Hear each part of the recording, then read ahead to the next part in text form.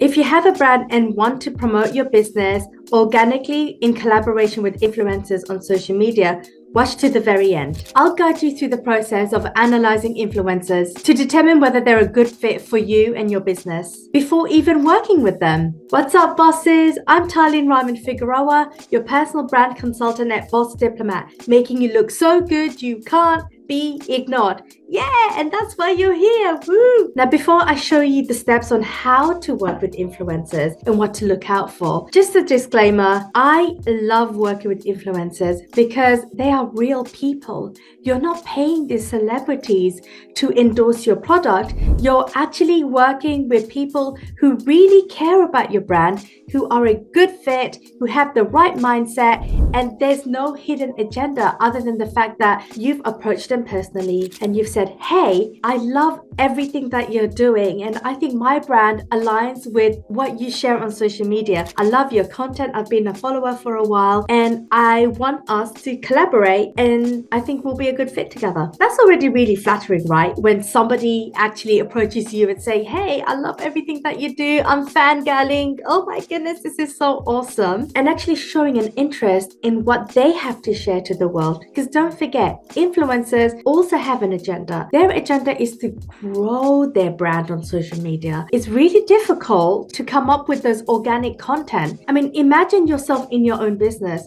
and how many mini decisions that you have to make every single day. When you think about all of the things that you have to decide, at the end of the day, you might have a massive and very heavy cloud under you and you're like, oh my goodness, there's so much for me to do and I've made all of these decisions.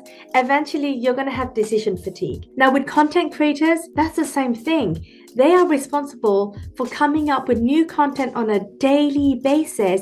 And as a business owner, you've now given them the opportunity to say, hey, let me take a little bit of this burden off you and come up with a mini series that you and I can work on together, not alone, because you already have the same values and the same mindset.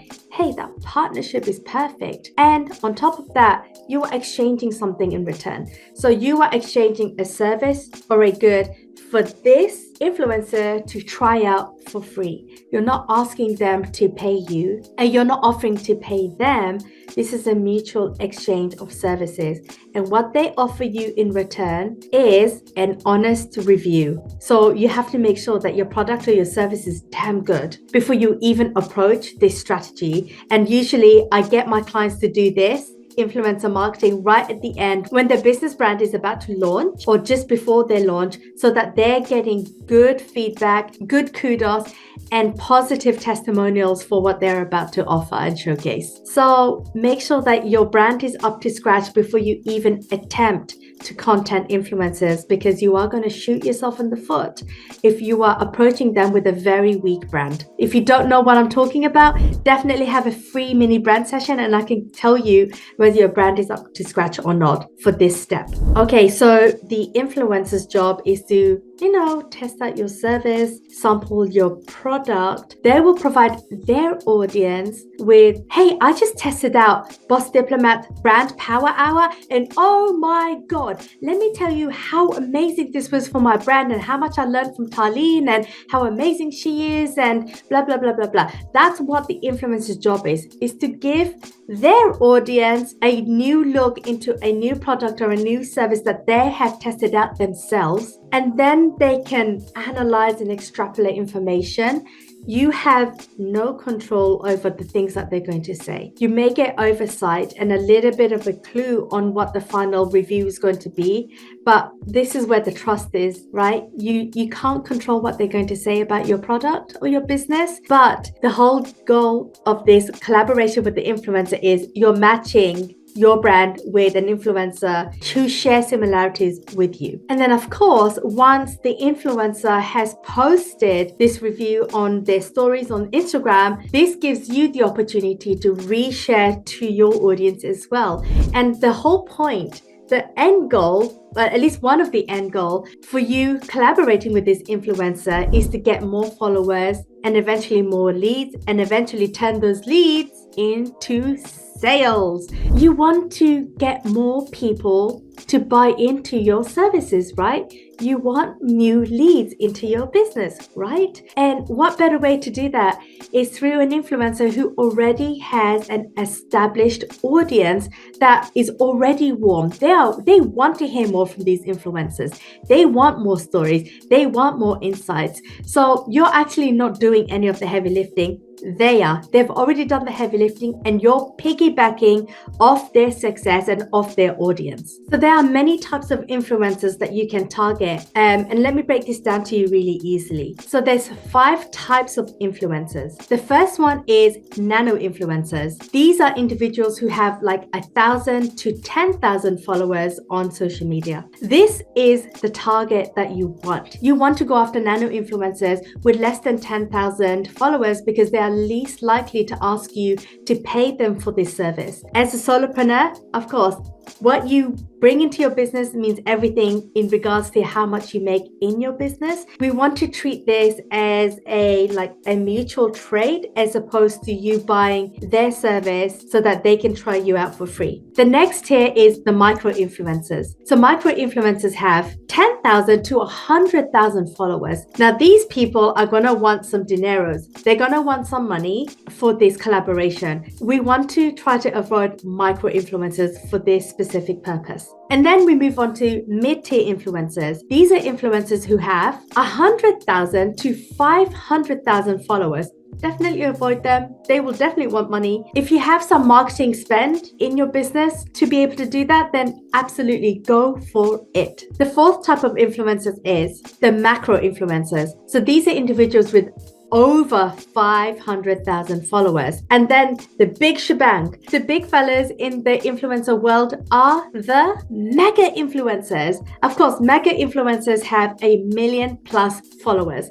These are definitely celebrities or people who will want some sort of exchange for the service that they provide. So just to recap, go after nano influencers who have 1,000 to 10,000 followers, but not all influencers are created equally. And I want to show you what to look out for when you are looking for influencers to collaborate for your small business. Let's imagine I'm working with a fitness apparel company and I want to get them matched with 3 types of influencers. We're going to look for personal trainers, athletes, and body positivity coaches for the purposes of helping this fitness apparel get their products seen by people on social media. So when I do influencer marketing with my social media clients, I actually use an app to find my influencers, but just for the sake of this, tutorial, I'm going to show you using just Instagram itself. So my first target audience is personal trainers, Andrea Claire Fit. So you can see she has 18.6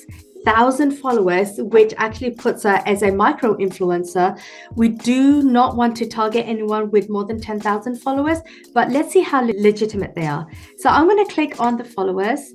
Okay, this is a fake account because a lot of fake accounts have the same photos. So this is a really well done fake account.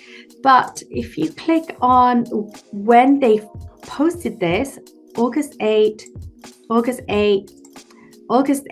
that's fake. So already her first follower is fake. Her second follower also has 15. We don't need to click through all of these. Just hover over the top. 15 followers, 15. Oh, this person might be real. 66 posts, 24 posts. Okay, this is looking a little bit more legit. Let me scroll down a little bit more. So what you want to do is determine whether their followers are real, because if you have an influencer who claim to have 18,000 followers, but the majority of them are fake, what good is that going to do for you?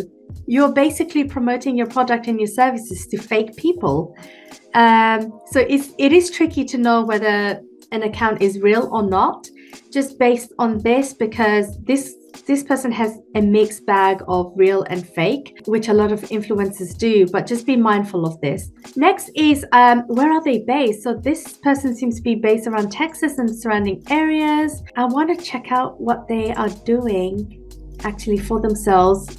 If they're selling equipment, that could actually be good for my fitness apparel company, because this individual actually sells or promotes those type of goods on her social media. So that is good. So what we can do with this individual is, hey, I noticed that you have really awesome videos where you're you're active in your content, I wonder if you'd be interested in me sending you some fitness apparel that we have in stock. Please check out my social media to see what I'm talking about, because that's the social proof to show that you are a real business and not a lot of those brand ambassador spammers.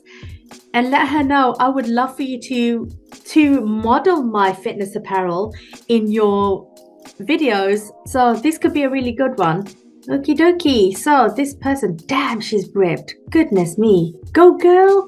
But their engagement is super low, actually. They have no captions, a decent like count, 911 followers. So that is in the ballpark of what you should be aiming for. But the engagement rate could be a lot better for this individual, considering, look at the results. Goodness.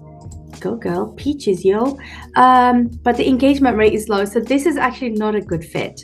This is a micro influencer, not quite a nano influencer, but oh gosh, I don't know.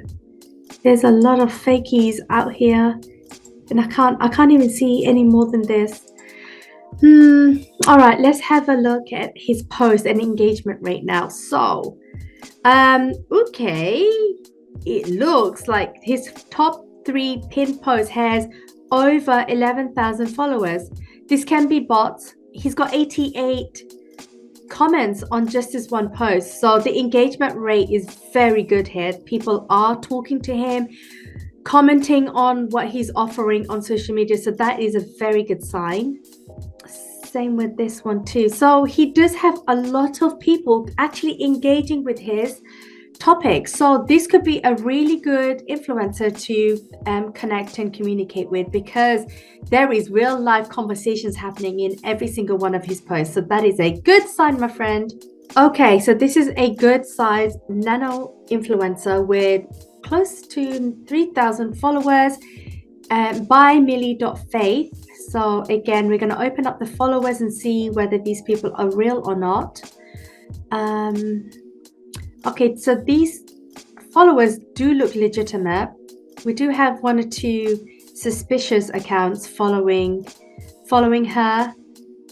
I don't know who her is, because her does not have a name on this account.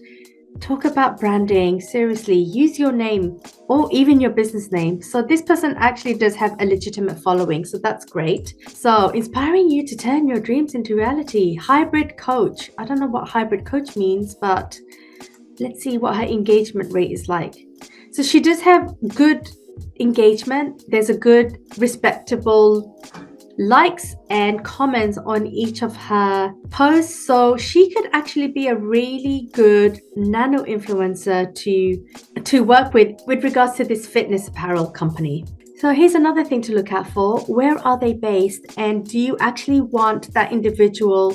Where are they based? And are they your target audience? Because if they're based outside of your geographical audience, they might not be the right fit for you. So this individual is based in Israel, from what she said. Be your own heroine, 60,000 followers. So not quite nano. And let's see if she has real people following her. So far, so good.